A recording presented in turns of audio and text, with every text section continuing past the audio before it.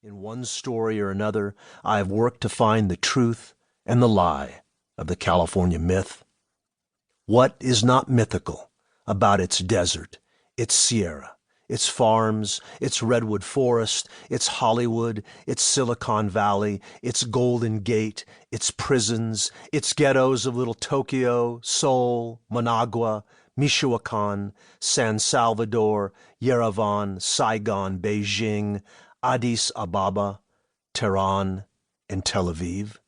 Then to dig down in any one of these places and discover a mirage, a chimera, a poverty, a greed, a hubris, a crime. The lie that was the antithesis of the original myth, which, by its very dimension, had become a new myth. Simply put, this is where it was done like nowhere else, for the best of it, for the worst of it. Our vastness is a vastness of heft, yes, but also a vastness of idea and projection and execution.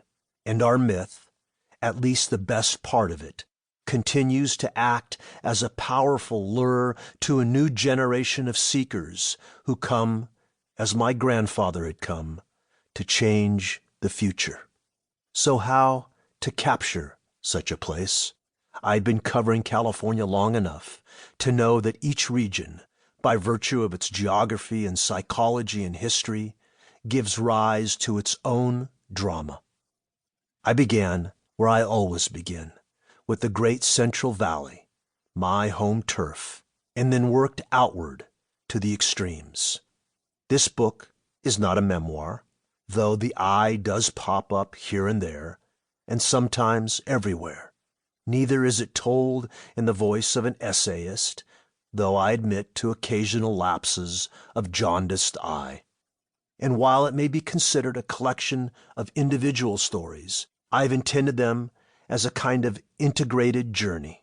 If the stories run a certain ominous course, I happen to be following a road trenched by 9/11 and the war on terror and the enemy of the digital age and the greatest financial collapse since the Great Depression. In his lifetime, my grandfather became a migrant fruit picker, a farmer, a grocer, a communist, a capitalist, an atheist, a believer. In other words, a consummate Californian. He became everything but a writer. This was no small defeat, considering he had come to this country not with his real surname, Hovsepian, but with the pen name of Arax, the mother river of the murdered nation of Armenia.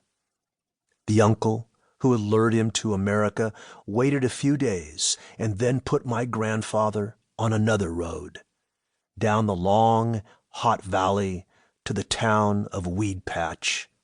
There, long before the Okies and Steinbeck arrived, he dropped to his hands and knees and started picking. There, 85 years later, in the powdery loam, I found a young Mixteca who'd arrived the week before from deep in Mexico, her land turning to dust.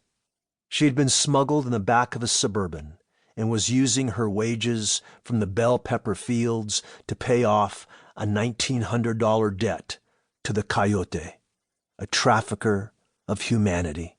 I asked her why she had come, and she began to tear up. She had left 2 young children in their village with her mother, for their future, she told me. Chapter 1. The Last Valley. On the eve of the 2008 presidential election, I found myself standing in line at the U-Haul on Blackstone Avenue in Fresno, waiting to rent a truck. I'd been living in a condo for the past year and a half, ever since my wife and I parted.